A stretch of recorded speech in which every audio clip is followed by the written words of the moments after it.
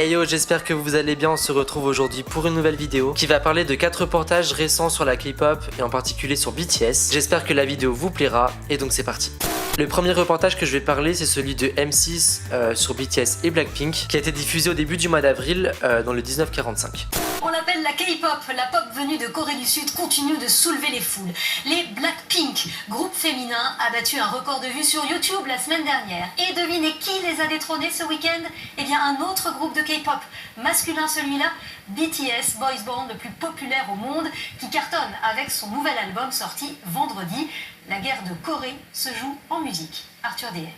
Alors l'intro, je la trouve très bien, je trouve que c'est enjoué, les informations elles sont vraies et ça donne vraiment envie de voir la suite et d'entendre ce qu'elle va dire. 6 avril, minuit, 24 heures après sa mise en ligne, ce clip des Blackpink atteint 56 millions de vues sur YouTube, un record qui tient jusqu'à hier matin. Une nouvelle vidéo des BTS est vue 78 millions de fois en une journée. Le symbole d'un duel à distance entre les deux phénomènes de la K-pop, duel qui se joue d'abord en ligne. D'un côté, 7 hommes, de l'autre, 4 femmes, moyenne d'âge 24 ans. Leur succès se jauge évidemment sur Internet. Là encore, très bon point, parce que toutes les informations elles sont justes. Beaucoup n'ont pas apprécié le fait qu'ils mettent en duel BTS et Blackpink, mais je vous avoue que moi, ça m'a pas dérangé parce qu'en fait, je trouve que c'est une manière journalistique de présenter tout simplement les deux groupes. J'ai pas trouvé ça mauvais en mode c'est la compétition, les trucs genre Game of Thrones, pas du tout, en fait c'est juste une manière journalistique. Et au final j'ai trouvé ça vraiment très bien construit et très bien amené. Si BTS mène la danse sur YouTube, on l'a vu, très léger avantage au nombre d'abonnés sur Instagram pour les Blackpink. Le Girls Band a été créé en 2016, le Boys Band est installé depuis 2013, forcément côté vente, ça se ressent. Cette dernière phrase, elle a fait beaucoup débat, mais de mon point de vue, je dirais pas que c'est une erreur, mais plutôt une opinion. Il y a des gens qui pensent que le fait d'avoir plus d'années de carrière, c'est synonyme d'avoir plus de meilleures ventes. C'est un avis comme un autre, mais moi je suis pas trop d'accord avec ça, et surtout dans le domaine de la K-pop. Pour moi, dans la K-pop, c'est pas les années qui font que tu auras plus de succès qu'un autre groupe, mais c'est surtout lié en fait au label auquel tu débutes. Par exemple, Blackpink, en 2 ans de carrière, elles avaient plus d'impact que BTS à leurs 2 ans de carrière. L'explication en fait, c'est que l'un débutait dans un label qui est très grand, la YG pour Blackpink, alors que BTS ils ont débuté dans un label qui était petit à l'époque parce que la Big Hit elle avait pas l'influence qu'elle a aujourd'hui, et c'est pour ça que de mon point de vue c'est pas les années qui font le succès mais plutôt le label auquel tu débutes. C'est pour ça je pense que la phrase du journaliste elle a été un petit peu reçue comme un peu polémique, même si c'est pas vraiment un gros truc, mais de mon point de vue c'est pas une erreur de journaliste, c'est surtout un point de vue qui est propre à chacun, parce qu'il y a des exemples dans la K-pop qui vont dans le sens de ce qu'a dit le journaliste, et c'est pour ça que pour moi c'est une opinion et pas une erreur. Il y a un mois, BTS annonce la sortie d'un nouvel album. En quelques jours, 2,6 millions d'exemplaires sont précommandés, un record mondial. Évidemment, ce succès planétaire attire. Après Nicki Minaj, une nouvelle collaboration vient d'être annoncée avec un autre cador, Ed Sheeran. Pour la première fois, j'ai l'honneur de coécrire une chanson de K-pop. Écoutez aussi le reste de leur projet. Bravo BTS. Surfer sur la vague K-pop, la mode chez les Britanniques. Dua Lipa a choisi de s'associer avec les Blackpink. L'Occident fait les yeux doux aux stars sud-coréennes. J'apprécie vraiment ce passage parce qu'en fait ça peut paraître bête, mais il parle de musique. Chose que très souvent les reportages français ils ne font pas, et ils se contentent de parler du physique, du look et des fans hystériques. Et là, en fait ce que j'aime c'est que ça fait très sérieux et ça te donne vraiment envie d'écouter les groupes qu'ils présentent et de découvrir la K-pop si tu connais pas. Nous sommes les BTS et nous serons les invités du Saturday Night Live. Eux étaient hier soir dans une émission culte américaine, elle était avant-hier à Coachella, festival mythique californien. Un concert retransmis en direct à Times Square. Populaire aux États-Unis, tout autant en France, les Blackpink seront au Zénith de Paris le 26 mai. Quant au BTS, ils rempliront 2 fois le Stade de France, en juin. Très franchement, c'est un très bon reportage. Toutes les informations qu'ils ont dit, elles sont justes, ils reviennent sur le parcours récent de Blackpink et BTS, et je trouve ça vraiment intéressant. Alors certes, le format, il peut être un petit peu paru comme un peu dualiste en mode BTS vs versus VS ou versus, je sais pas comment on dit, mais genre VS, Blackpink. Mais à la fin du reportage, et bah tu comprends qu'en fait, c'est une manière d'aborder le sujet. C'est un format journalistique qui permet de présenter des groupes d'une manière plus différente. Et j'ai trouvé ça, très bien. Vraiment, merci M6 parce qu'après le 66 minutes sur BTS qui était déjà pas mal, le 19:45 sur Blackpink il est également pas mal non plus. Et maintenant celui-ci, ça prouve que vous faites des efforts de chercher des informations qui sont vraies. Et juste pour ça je vous remercie à fond. Passons maintenant au reportage du 20h de TF1 sur la K-pop avec un reportage que je trouve également pas mal, mais j'ai préféré celui de M6. De référence musicale, cette fois, les Américains étaient jusqu'à présent les maîtres incontestés de la pop. Eh bien, ce n'est plus forcément le cas avec l'arrivée d'un nouveau concurrent et il est, vous allez le voir, surprenant. Les Coréens du Sud ont inventé la K-pop et leurs clips affolent les compteurs en nombre de vues sur Internet. Même les jeunes Français sont totalement contaminés, comme nous le montrent Sophie de Vessières et Romain Gouache. Franchement, l'introduction comparée à celle du mois d'octobre, y a pas photo, elle est juste beaucoup mieux.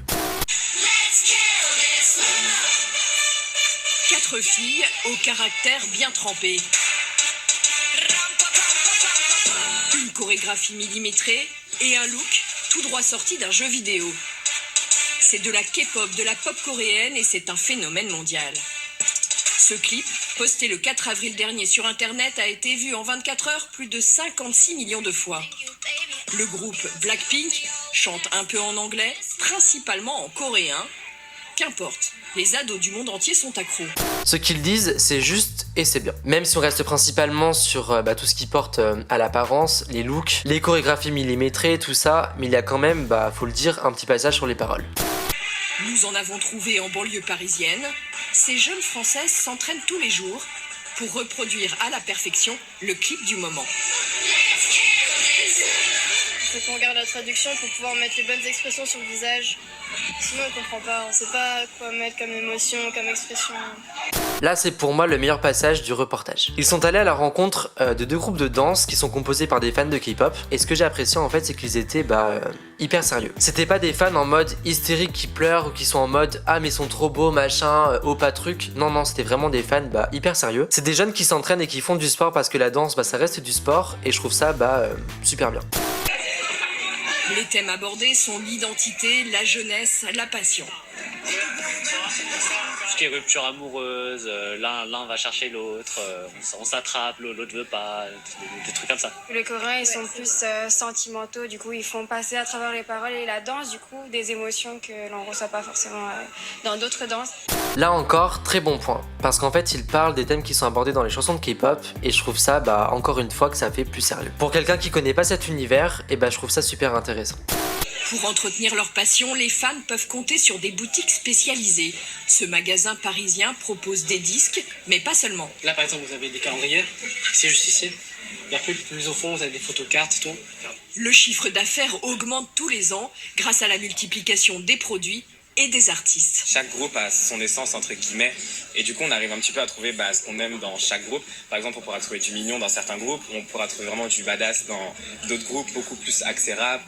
Là encore c'est super intéressant parce que ça montre que la K-pop ça regroupe plusieurs styles d'univers et que chacun peut s'y retrouver en fonction de ses goûts.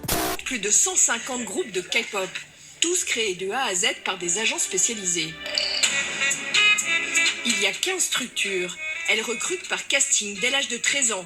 Les apprentis sont soumis à une discipline de fer, entraînement intensif, tournée harassante. Les stars sont priées de ne pas grossir et de rester célibataires.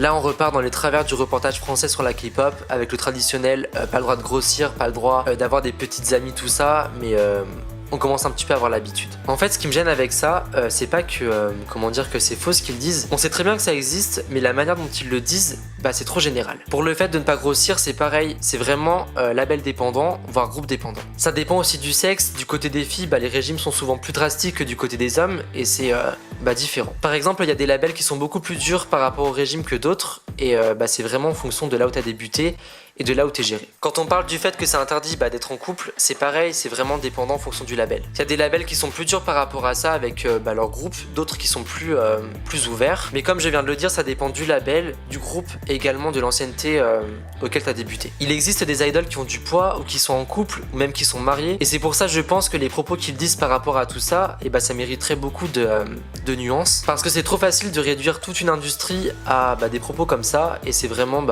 je trouve dommage. Maintenant que nos médias français ils commencent à faire plus de recherches dans tout ce qui est industrie de la K-pop, ce serait cool à mon avis de faire plus de recherches sur ça et de faire des choses qui sont plus, comme je viens de le dire, plus nuancées. Il s'agit de faire rêver les foules, et ça marche. BTS, l'un des groupes les plus connus, remplit les salles du monde entier. Il sera au Stade de France en juin prochain. Pour moi, ce reportage de TF1, c'était un très bon reportage. On est quand même très loin du niveau de celui qu'ils avaient fait fin octobre. Ils ont fait des efforts de recherche et c'est juste trop bien, et je les remercie vraiment d'avoir fait ce reportage. Passons maintenant à l'intervention sur la K-pop que je juge très mauvaise. Ça vient d'une journaliste de LCI et c'est vraiment l'exemple typique, je trouve, d'une journaliste qui ne connaît pas du tout son sujet. Comment ça se passe? C'est que des jeunes artistes passent des castings auprès des maisons de disques. Après, la formation, elle est drastique. Ils passent par la case opération chirurgie esthétique, c'est obligatoire. Bien évidemment, ce qu'elle dit sur la chirurgie esthétique, c'est faux. La chirurgie esthétique, elle est, mais bien heureusement, pas obligatoire. Je sais pas quelles sont ses sources, mais c'est vraiment petit de dire ça, je trouve, parce que tout le monde sait très bien que c'est faux. C'est vrai que la chirurgie esthétique en Corée du Sud, c'est quelque chose qui est beaucoup utilisé, mais c'est pas tout le monde qui en a recours, et il y a plein d'idoles qui ont pas fait de chirurgie esthétique et qui le revendiquent haut et fort, et ça prouve d'une manière très simple que c'est pas obligatoire. Cours de chant et cours de danse intensifs, à savoir 12 heures de cours de chant et de danse par jour, 7 jours sur 7, et lorsqu'ils sont enfin intégrés dans un groupe, alors là, ils ont l'interdiction de grossir ou d'être en couple. Là encore, on joue vraiment sur le côté, BFM TV, sensationnel, tout ça. Il y a bien sûr une part de vérité dans ce qu'elle dit, mais c'est vraiment trop généraliste. Tout ça, je l'ai expliqué juste avant, et c'est vraiment label dépendant et groupe dépendant. Parce qu'en fait, l'idée, c'est que ce soit des produits marketing. Des marketing interchangeables. Voilà, absolument. Ils sont obligés de parler de ça, en fait. Je trouve que les termes qu'elle utilise, c'est vraiment assez péjoratif, genre produit interchangeable. Je trouve ça vraiment limite. Enfin, tu parles de gens qui sont humains. Même si la K-pop, c'est vraiment du marketing à fond, ça reste des gens qui sont humains. Et la manière dont tu parles d'eux, faut vraiment que ce soit avec un respect, je pense, minime. Et là, je trouve que la manière dont elle parle et son comportement, elle est vraiment à la limite du respect. Voilà, vous savez ce que regardent vos adolescents sur Internet. Ils peuvent pas parler du groupe, de leur musique, je sais pas, de leur album. La phrase qu'elle dit en mode vous savez ce que vos ados regardent sur internet, je la trouve dangereuse. Dangereuse dans le sens où t'as l'impression que comment elle le dit et comment elle le formule, ça veut dire qu'elle veut porter le message aux parents des fans de K-pop que c'est dangereux en fait ce qu'ils regardent. C'est vraiment la manière dont moi je l'ai pris parce que je trouve que c'est dit d'une manière tellement hautaine et péjorative. Je trouve ça dégueulasse qu'on ait vraiment tout réduit à un physique ou à des raccourcis qui sont assez petits. En aucun cas elle a parlé de musique alors qu'en fait on parle d'un groupe de musique et en fait je trouve ça en fait j'ai pitié pour elle tout simplement. C'est public 12 ans, 13 ans. C'est Alors là, c'est vraiment le pompon et ça prouve, mais juste puissance 1000, qu'elle ne connaît absolument rien à son sujet. Déjà son attitude, je la trouve tout sauf professionnelle, genre les gens qui rigolent autour en mode on se fout de la gueule des gens qui écoutent ce style de musique. Déjà rien que ça, je trouve que c'est nul en fait. Et puis ses propos sur les fans de K-pop qui ont 12-13 ans, c'est pareil, c'est juste faux. J'aimerais vraiment savoir d'une manière très sérieuse quelles sont leurs sources pour dire ça. Sur quoi les gens qui disent que les fans de K-pop ont 12-13 ans, en fait c'est quoi leur base pour dire ça. J'ai été au concert de BTS, j'ai rencontré des fans aux 2 séances de cinéma sur les films de BTS. Et la moyenne d'âge, je suis désolé, c'était pas 12-13 ans, mais plus 16-18 ans. Si les médias français voulaient faire plus de recherches là-dessus et faire, une preuve qui montrerait que les fans de K-pop, ils ont plus de 16 ans, du moins dans la majorité des fans de K-pop en France, il suffit de demander aux youtubeurs de K-pop qui parlent français et qui font des vidéos là-dessus, parce que je vais vous montrer l'audience de ma chaîne, et sur une base de 90 000 personnes uniques, seulement 18% des personnes qui me regardent ont moins de 17 ans. Donc ça veut dire que 80% des gens qui me regardent sur une base de 90 000 personnes uniques, elle a plus de 17 ans, et c'est donc pratiquement des adultes. Ça saoule parce qu'en fait ces personnes-là qui sont juste, indifférentes à la K-pop, mais qui pourtant parlent au nom de la K-pop, ces personnes-là elles diffusent des choses qui sont fausses, et c'est à cause de ces personnes qu'il y a des gens gens qui sont extérieurs à la K-pop et qui ont plein de préjugés sur ce style de musique. Et c'est à cause de ça que nous, les fans de K-pop, on est moins pris au sérieux et qu'on a du mal en fait à prouver que qu'on est sérieux tout simplement. Pour moi, c'est vraiment une injustice parce que je le vois en fait de l'extérieur, les gens qui ne connaissent pas la K-pop, quand tu leur en parles, tu peux être sûr qu'ils vont te dire ah mais ouais, c'est de la musique pour gamines, machin, genre 12-13 ans et tout, alors qu'en fait pas du tout. Et c'est à cause de ces gens-là dans les médias français qui disent des choses aussi fausses qu'aujourd'hui il y a autant de préjugés sur ce style de musique. Il y a des fans de tout âge, il y a des gens qui me regardent qui ont plus de 60 ans et c'est juste, je vais te dire, normal. Et il faut arrêter de faire croire aux gens que c'est de la musique pour préadolescents juste parce que c'est des groupes de garçons ou de filles et que ça ne correspond pas aux standards américains ou français ou espagnols ou je ne sais quoi d'autre qui passe à la radio française. Parce qu'au final, ça montre qu'une chose, que la France, elle est pas ouverte d'esprit et qu'elle est encore ancrée en mode années 90 et boys band, To Be Free, JS Squad et tous ces trucs bizarres là qui étaient sortis à cette période. Et ça m'énerve que des gens qui ne connaissent pas le sujet parlent au nom de la K-pop alors que finalement il ferait mieux de se taire parce que ce qu'ils disent c'est faux. Pour finir sur un bon point, parce que les choses qui sont mauvaises c'est mauvais mais faut pas non plus être en mode c'est pareil pour tout le monde. Et je voulais parler d'un très bon reportage qui a été fait sur Snapchat par Loopsider sur BTS. Ils forment l'un des groupes les plus populaires au monde et rivalisent avec des stars comme Justin Bieber, Selena Gomez ou encore Ariana Grande. Ils sont coréens, c'est évidemment le groupe de K-pop BTS. BTS est composé de 7 garçons, Jin, Suga, J-Hope, RM, Jimin, V et Jungkook. Ils ont tous un background artistique, école de danse, de musique ou d'art dramatique, rappeurs underground et producteurs. BTS a renouvelé la K-pop en mélangeant ses rythmes pop au rock, au hip-hop, au R&B et même au dancehall. En gros, on peut passer de ça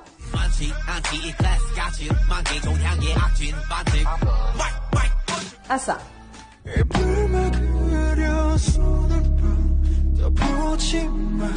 Et le tout en coréen bien sûr. Je trouve que ce qu'a fait la journaliste, c'est super intéressant car on sent la recherche derrière son travail. On parle de musique, des thèmes abordés, de leur engagement et finalement c'est tout simplement ce qui devrait être fait sur nos médias français. Le groupe préfère parler de sujets plus sérieux, voire engagés, comme la dépression, le féminisme, le consumérisme ou encore l'estime de soi. No matter who you are, where you're from, your skin color, your gender identity, just speak yourself. Ils sont engagés avec l'UNICEF pour la protection et l'éducation des jeunes, et même si en Corée du Sud l'homosexualité est très tabou, ils soutiennent ouvertement la communauté LGBT. À première vue, on pourrait trouver leur apparence un peu lisse, mais en fait, les BTS réinventent les codes de masculinité. Ils travaillent leur look, colorent leurs cheveux, portent des bijoux, se maquillent et ne s'en cachent pas. Pas plus qu'ils ne cachent leur sensibilité dans des vidéos.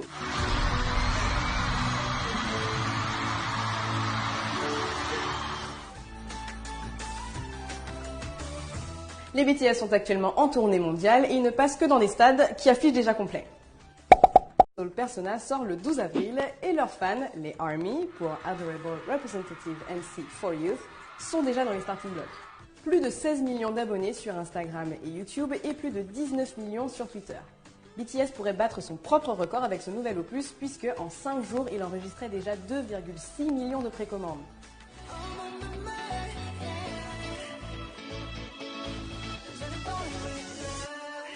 En 2018, le groupe plaçait 2 albums parmi les 3 albums les plus vendus au monde avec Love Yourself Tear, 2,3 millions d'exemplaires, et Love Yourself Answer avec 2,7 millions d'exemplaires vendus. Preuve de leur succès à l'international, en 2017, un touriste sur 13 se rendait en Corée du Sud pour les BTS. Tout porte à croire que la popularité du groupe n'est pas près de s'arrêter. La fin du reportage, elle est également très bonne et les informations, elles sont justes, elles sont pertinentes, intéressantes et ça permet vraiment de mieux comprendre le phénomène qui est lié à BTS, tout simplement. Pour finir avec la vidéo, et c'est vraiment ce que je voudrais dire et c'est ce que je ressens au plus profond de moi, fan de K-pop, ce que je regrette, c'est que les reportages français, très souvent, ils s'attardent beaucoup sur le côté industrie K-pop et sur tout ce qui est lié au formatage des groupes. Et très souvent, ce côté-là, il représente pratiquement 50%, voire les 3/4 du reportage. Et souvent, ils oublient de parler de quelque chose qui est pour moi, juste la base de la K-pop, c'est la musique. Et si tu mets de côté la musique, tu pourras pas en fait, t'introduire dans le marché français si la base qui fait que la K-pop c'est de la K-pop, on n'en parle pas. Aux États-Unis, par exemple, quand ils parlent de K-pop, ils parlent beaucoup de musique et des groupes, et moins en fait du côté industrie et tous ces travers. Et à mon avis, c'est pour ça qu'aujourd'hui aux États-Unis, la K-pop ça commence à s'ouvrir un petit peu plus en termes d'émissions, de radio et également en termes culturels. Et à mon avis, en fait, ce côté moins centré sur l'industrie et plus centré sur la musique, ça joue beaucoup dans l'ouverture. Après faut pas se mentir, en France ça fait plusieurs mois qu'on assiste, je trouve, à une ouverture sur la K-pop qui est sans doute minime mais qui existe. Par exemple, les BTS sont de plus en plus distribués sur les radios françaises, je les écoutais sur plusieurs radios différentes. C'est quelque chose qu'il y a encore 2 ans, j'aurais jamais pensé que ça arriverait. Et il faut constater qu'il a des améliorations là-dessus et c'est très bien. Et je pense qu'on arrive petit à petit à une ouverture qui sera peut-être pas très grande, mais c'est toujours mieux que rien. Et quand tu constates les progrès en termes de reportage français sur la K-pop, en l'espace de plusieurs mois, et bah t'as envie de te dire, bah finalement le marché français n'est peut-être pas si fermé que ça. Je voulais finir la vidéo sur un côté un peu plus, comment dire, optimiste, parce que ben c'est un petit peu ce que j'ai envie de retranscrire dans ma chaîne. Et si la vidéo vous a plu, bah n'oubliez pas de mettre un pouce bleu, de vous abonner à ma chaîne si c'est pas fait. Et on se retrouve la semaine prochaine pour une nouvelle vidéo. Wanna go, I just wanna fly, I just wanna get it.